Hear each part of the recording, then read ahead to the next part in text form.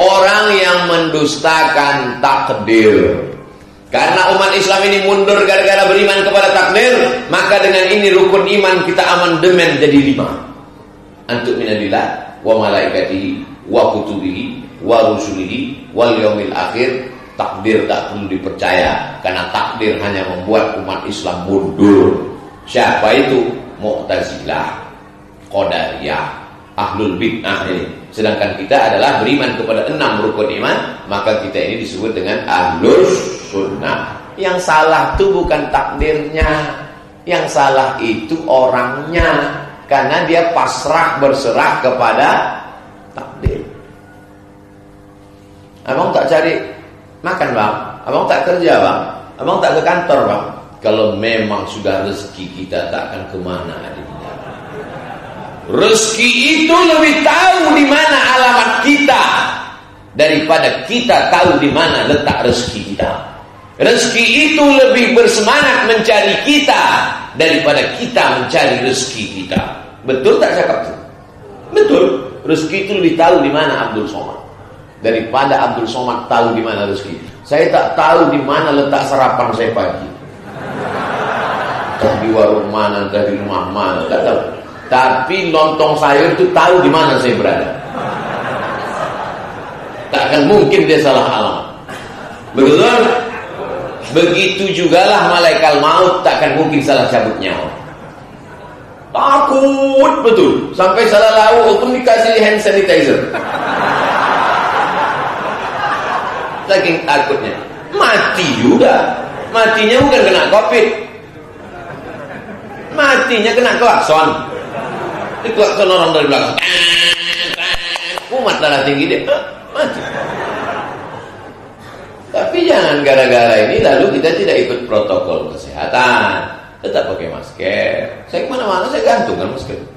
Tahu nanti. Tidur pun saya gantung. Atau kita mati. Tuduh orang kita tak taat protokol kesehatan.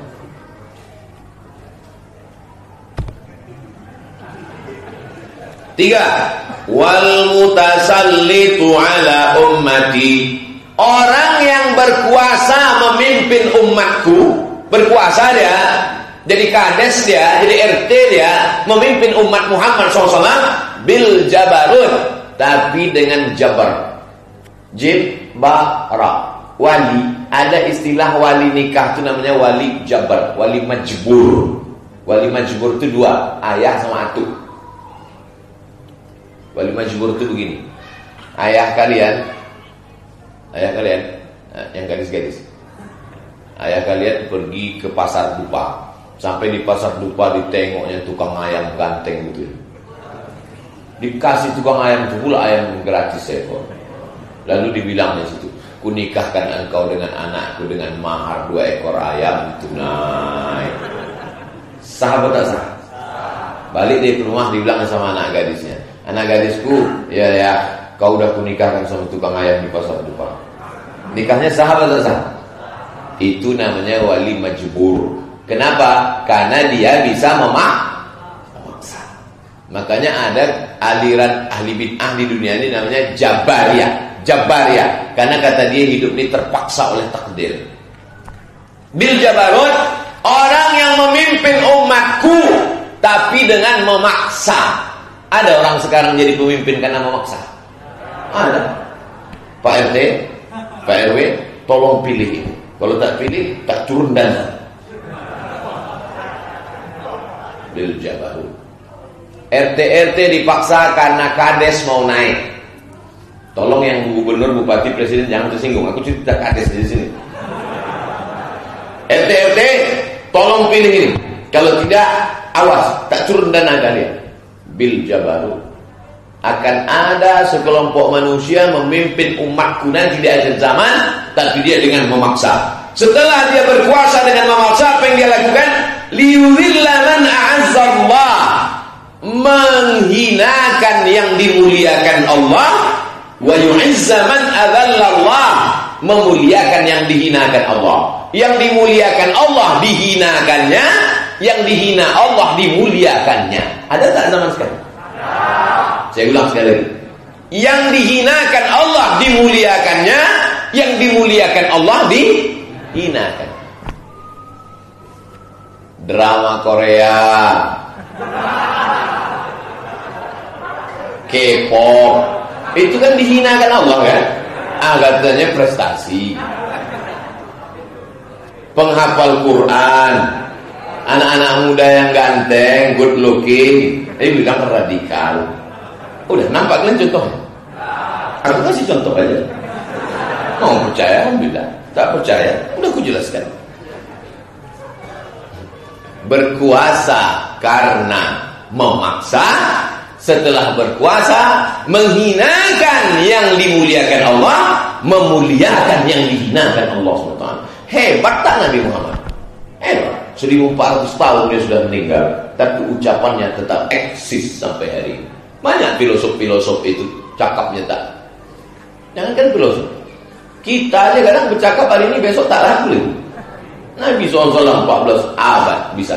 Tolong kalau waktu dah habis kasih tahu. Masjid-masjid lain tak ada kasih tahunya. Masjid Al-Muqaddis ini orangnya suci-suci, bersih-bersih. 6.13 stop, kita sholat sunat isya. Wal mustahillu hurmatullah, orang yang menghalalkan yang diharamkan Allah Subhanahu wa taala. Semua yang dihalalkan Allah diharamkan. Semua yang diharamkan Allah dihalalkan. Sampai-sampai babi pun dihalalkan. Babi itu yang haram tuh dagingnya aja.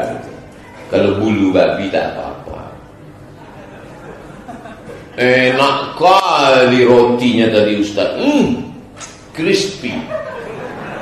Apa tak enak? Kuasnya bulu babi. Bahkan sampai ke kuas untuk memoleskan bedak tuh kayak bulu babi. Bagaimana kita tahu cara membedakan itu kuas hijau dengan kuas bulu babi? Ambil sebatang dua batang, bakar. Kalau tercium bau rambut berarti bulu babi. Lebih gurih, lebih lembut, lebih tenang. Hati-hati. Menghalalkan yang diharamkan Allah Subhanahu wa taala. Wal mustahillu min itrati ma harramallah, menghalalkan yang diharamkan Allah Subhanahu wa taala. Makna itrati, keluarga Nabi Muhammad sallallahu alaihi wasallam. Kata Nabi, kutinggalkan pada kamu dua perkara. Intamasaktum bihima, kalau kamu pegang yang dua ini, maka kamu tak akan sesat selamanya. Dalam Sahih Muslim, kitab Allah wa itrati ahli baiti, kitab Allah dan keluarga. Nabi Muhammad SAW punya anak namanya Sayyidah Fatimah. Fatimah punya anak, nama anaknya Sayyidina Husain. Husain punya anak, nama anaknya Zainal Abidin. Zainal Abidin punya anak namanya Muhammad Al-Baqir. Muhammad Al-Baqir punya anak namanya Ja'far Shadiq. Ja'far Shadiq punya anak namanya Ali Al-Uraidi. Ali Al-Uraidi punya anak namanya Muhammad Naqib. Muhammad Naqib punya anak namanya Isa. Isa punya anak namanya Ahmad Al-Muhajir. Ahmad Al-Muhajir ini, muhajir artinya hijrah. Hijrahlah dia ke Hadramaut, Tarim, Yaman. Sampai di sana beranak pinaklah dia. Salah satu nama anaknya itu adalah Abdurrahman As-Saqqaf. Saqqaf artinya atap. Kenapa disebut atap? Karena ilmunya, bangunannya yang paling tinggi apa? Atap. Jadi kalau ada orang ilmunya paling tinggi, Saqqaf, atap. Karena orang Indonesia payah menyebut Saqqaf. Siapa namanya? As-Segal, As-Saqqaf. Anak-anak As-Saqqaf inilah, keturunan dari As-Saqqaf inilah. Ada As-Shihab, ada Al-Idrus, ada, inilah keturunan As-Saqqaf. Lalu cabang-cabang yang lain ada Al-Haddad. Inilah keturunan itrah Rasulullah sallallahu alaihi wasallam. Orang Riau ini cinta tak kepada keturunan Rasulullah? Mana buktinya? Nanti antum pergi ke Jakarta, ada Habib Rizik Syihab, ada Habib Bahar bin Sumait, ada Habib Ali Zainal Abidin. Di Yaman paling banyak Habib. Di Mesir Habib. Wakil Rektor Al-Azhar itu Habib, keturunan dari Al-Husain. Di Maroko, Raja Maroko itu Habib. Jadi kalau ditanya orang, ada Habib di Pekanbaru? Siapa Habib Pekanbaru? Habib Taufik As-Segaf, Habib Muhammad bin Syihab. Ketahuan tak pernah ikut pengajian Habib. Ustaz Somad Habib, gimana Habib hidung pesek? Habib itu diambil dari kata hub. Hub artinya cinta. Orang yang kita cinta itu disebut dengan Habib. Orang Mesir kalau dia manggil suaminya, ya Habibi, ya Habibi, artinya kekasih. Kawan kami ada orang Aceh, namanya Habibi. Jadi waktu kami naik bis, ada kawan manggil, Habibi, Habibi. Semua orang Mesir tengok. Habib artinya orang yang kita cinta. Mudah-mudahan dengan cinta kepada anak cucunya, maka disatukanlah kita kepada datuknya Sayyidina Maulana Muhammad sallallahu alaihi. Mana tahu nanti kalian kuliah ke Jakarta, kuliah ke Surabaya, ditanya sama orang Jawa, kalian dari mana? Dari Riau. Ada Habib di Riau. Sayang kalian sama cucu Rasulullah. Jawab, kami lebih sayang daripada kalian kepada cucu Rasulullah SAW. Kalian hanya ngasih tanah, kalian hanya ngasih kebun. Kami orang Riau, raja kami Sultan Siak, anak gadisnya Tengku Embung, dinikahkannya dengan Habib Utsman Shahabuddin. Maka itulah keturunan-keturunan raja-raja itu menjadi Habib. Al-Habib Sultan Syarif Qasim. Tapi saya kalau pergi ke kerajaan-kerajaan itu jumpa sama sultan-sultan. Pernah saya ceramah ke Langkat. Tahu Langkat? Langkat itu sebelum Aceh, Sumatera Utara, mau naik ke atas, itu kabupaten terakhir naik Kabupaten Langkat. Di situ ada kerajaan Melayu Langkat. Selesai saya ceramah khutbah di Masjid Tanjung Pura, pas sudah turun, di stop mobil. Stop. Kenapa? Saya bilang, Sultan Langkat mau jumpa Ustaz. Sultan. Pas jumpa, Ustaz Abdul Somad, kami mau jumpa datuk-datuk engkau dulu. Hubungan baik dengan datuk-datuk kami. Ada Sultan. Tapi di Siak tak ada lagi Sultan. Sejak Sultan terakhir, Sultan Syarif Qasim II, dia tak punya anak. Habis. Tinggallah istana. Dan orang pun banyak tak tahu sejarah. Tak tahu dia hubungan itu dengan Nabi Muhammad SAW. Pernah kau ke istana Siak? Pernah. Ada kau tengok nasabnya? Enggak, aku cuma mau tengok cermin awet muda ya. Apa tak awet muda? Bedak 3 inci. Watarikus sunnata, orang yang meninggalkan sunnah Rasulullah SAW. Apakah orang di masjid subuh ini meninggalkan sunnah? Semua yang hadir di sini menghidupkan sunnah, menghidupkan masjid, menghidupkan sunnah. Cuman kadang banyak orang terjebak pada sunnah ini, dianggapnya sunnah itu yang fisik aja. Yang kalian ikuti pengajian Abu Somad itu, dia itu tidak menghidupkan sunnah, dia tak berjenggot. Satu yang tak kubuat, masa yang 99 kalian hilangkan? Tipis sekali pergaulan beliau.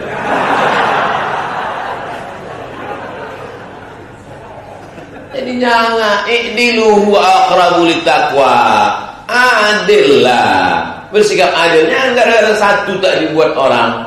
Gara-gara hujan sehari, hilang kemarau setahun. Satu yang tak dibuat orang. Lalu kita salahkan. Oleh sebab itu maka kita mesti adil. Sunnah itu tidak hanya sifat zahir.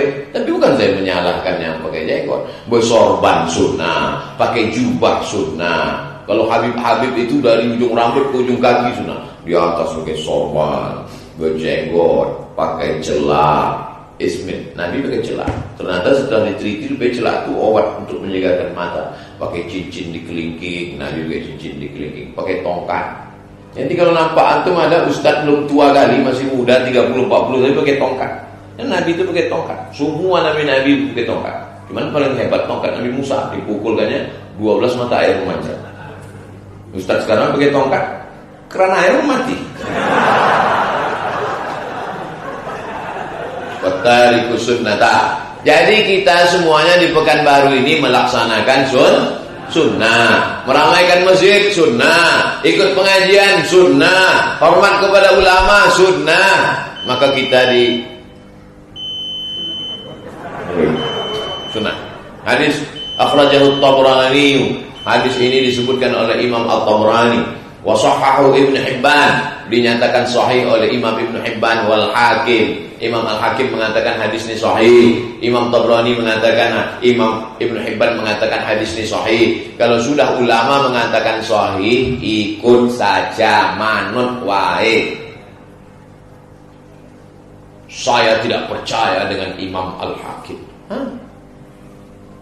Imam Al-Hakim kok tak percaya, tapi pilot pesawat kok percaya? Ada orang zaman sekarang, Imam Hakim dia tak percaya, Imam Tirmidzi dia tak percaya, Imam Ibn Hibban dia tak percaya, tapi pilot pesawat dia percaya. Mana contohnya? Buktinya kalau dia naik pesawat, tak pernah diceknya pilot itu, mana rem tangan handbrake-nya, ini giginya matic apa manual. Sama ulama tak percaya, tapi sama pilot pesawat percaya. Rupanya pilot itu sakau. Banyak kan pilot yang dites ternyata positif. Oknum, tidak semua pilot. Paham yang saya cakapkan nih? Maksudnya percaya kepada ulama yang memandai-mandai. Tak percaya sama saya tak apa-apa, karena saya tak pernah bicara menurut pendapat saya. Saya bicara menurut ulama. Belum pernah saya berfatwa menurut saya. Saya sadar saya bukan ahli fatwa. Walaupun kalau mau saya cetak kartu nama ini lebih panjang dari amplop lagi. Tapi dia tak mau. Hadis 18 dari Katsir bin Abdullah bin Amr bin Auf, dari bapaknya, dari kakeknya. Aku mendengar Rasulullah bersabda, "Inni akhafu ala ummati min salasin." Yang aku khawatirkan terjadi menimpa umatku ini ada 3. Yang pertama, min zallati alimin, orang berilmu terpeleset. Orang berilmu silap. Orang berilmu salah.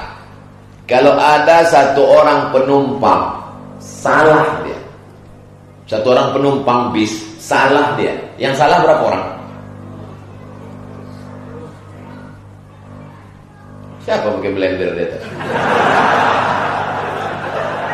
Kalau ada satu penumpang bis salah dia, silap dia, yang salah berapa orang? 1. Tapi kalau supir busway salah, berapa yang ikut salah? Tengok penumpangnya dulu. Itulah bahayanya kalau seorang berilmu salah.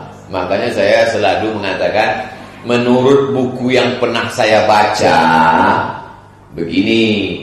Tapi kalau kalian mau lagi, tanyalah Dr. Mawardi Muhammad Saleh. Dia itu 13 tahun di Madinah dan dia jurusan fikih. Ada gitu saya jawab kan? Tak pernah saya mengatakan ini menurut saya, yang lain daripada saya itu upil-upil aja itu. Tak pernah. Oleh sebab itu maka menurut buku yang pernah saya baca, menurut guru-guru saya dulu, jangan sampai kita mengaku kita yang paling ulamanya. Menurut ulama, maksudnya menurut ulama itu dia, yang lain daripada dia itu tak ulama.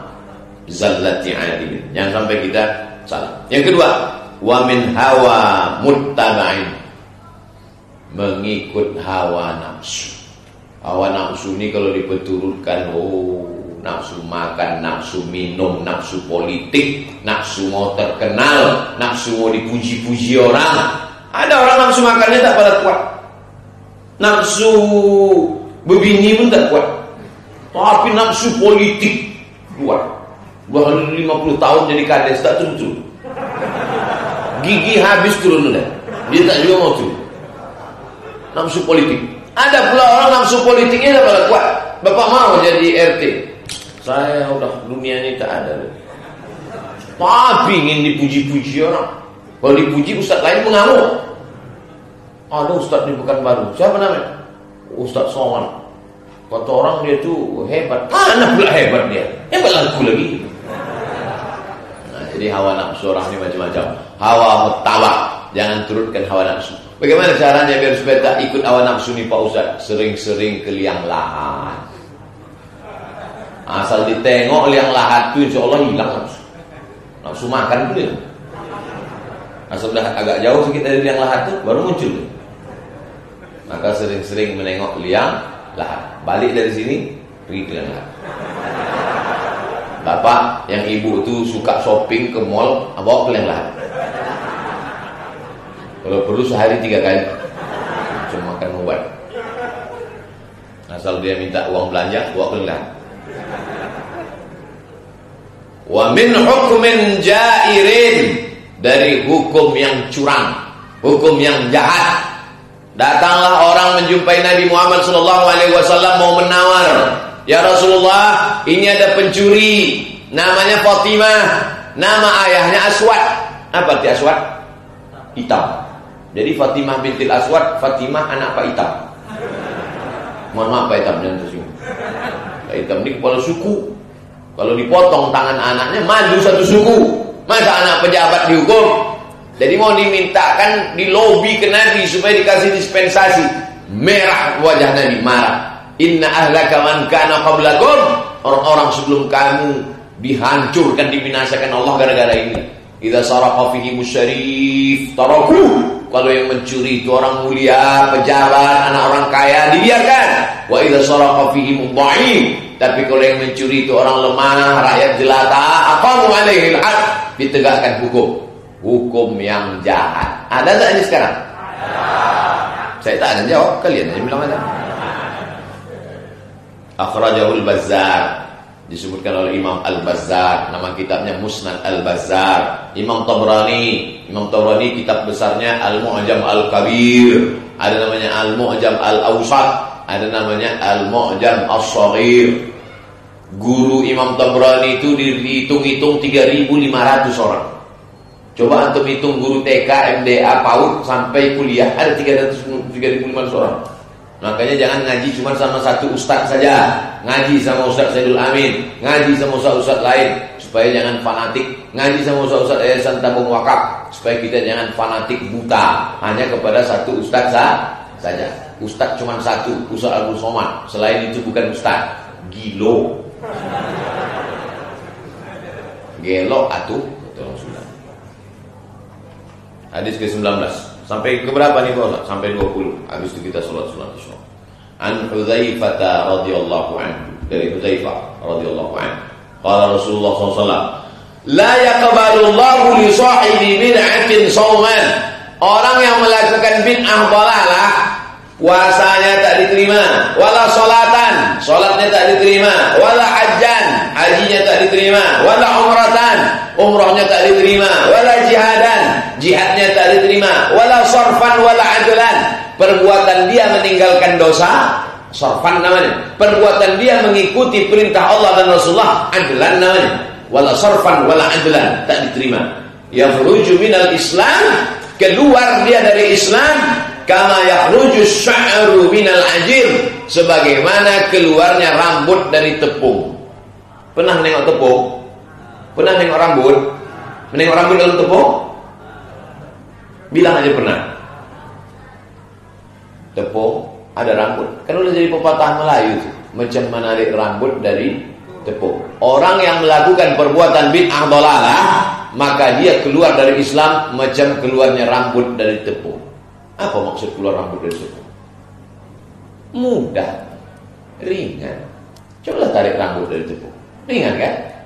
Coba tarik duri ikan dari leher. Coba tarik anak panah dari perut, masuk anak panah atau mata kail pancing, kan payah. Tapi kalau rambut dari tepung, begitulah mudahnya orang keluar dari Islam gara-gara melakukan bid'ah dhalalah. Kalau ada orang berdoa meminta ke pokok kayu, bid'ah dhalalah. Kok kenapa minta ke pokok kayu? Saya sebenarnya mintanya sama Allah. Cuman Allah itu sudah menurunkan sesuatu ke pokok kayu ini. Apa pula? Saya minta kepada penjaga pokok kayu ini. Ada jin Islam di sini Pak Ustaz. Sudah lama dia di sini. Sudah mengurus KTP seumur hidup dia di sini Pak Ustaz.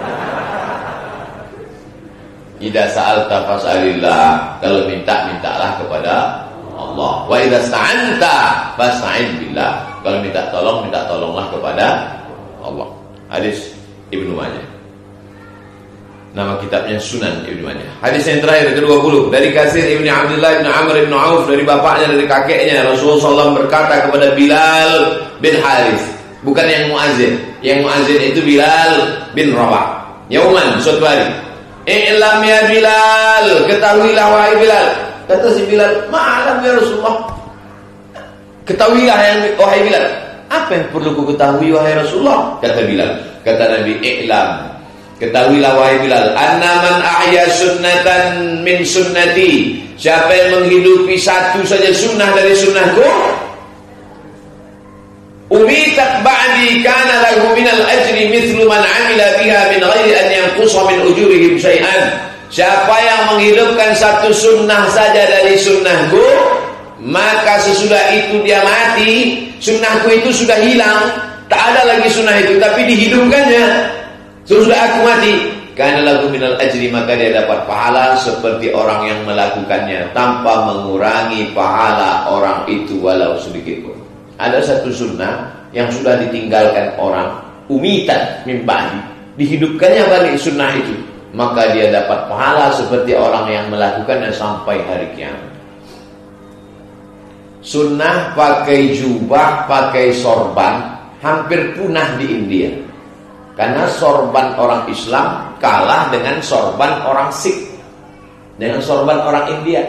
Ada sorban bid'ah, ada sorban sunnah.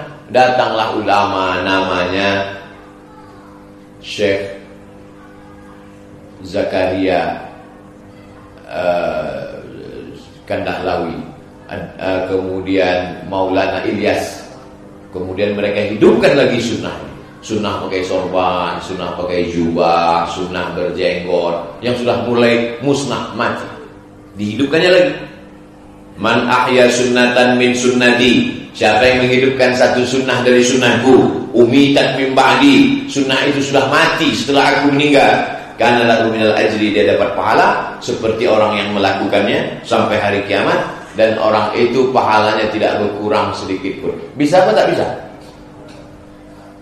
Bapak punya 100, saya ambil 1, punya bapak tetap 100 atau berkurang?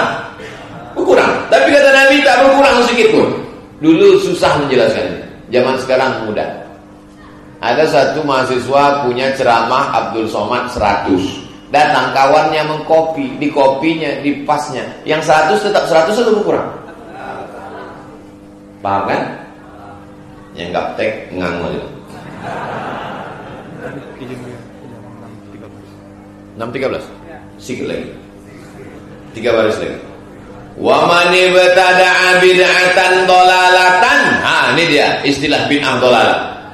Jadi tidak semua, siapa yang melakukan bid'ah dhalalah la yarda Allah, tidak diridhai Allah wa rasuluh dan Rasulullah SAW, kana alaihi mithlu atham, maka dia dapat dosanya min amali man amila biha, orang yang melakukannya, la yanqusu dzalika min auzarin nasi syai'an. Jadi kalau ada orang di Pekanbaru ini buat satu bid'ah dhalalah, diikuti oleh orang Pekanbaru 1.300.000, penduduk Pekanbaru ini 1.200.000, maka dia dapat dosanya sampai hari kiamat. Namanya dosa MLM, multi level marketing, mengalir terus. Makanya jangan buat bid'ah dhalalah. Tapi kalau bid'ah hasanah, maka insya Allah dapat pahalanya sampai hari kiamat. Amin. Akhrajahu Ibnu Majah. Hadis ini disebutkan oleh Imam Ibnu Majah dalam Sunan Ibnu Majah, wa Tirmidzi, Imam Tirmidzi. Apa status hadis ini? Wa qala haditsun hasan. Hadisnya hadis hasan. Subuh kemarin di Masjid Hijratus Sabirin yang mengawal pakai baju-baju hitam. Di Masjid Al-Muqaddis ini, hang jebat, hang tua, hang lekir, semua hang-hang keluar subuh. Hang-hang yang tak sembahyang subuh banyak. Bangga kita jadi orang Melayu, betul?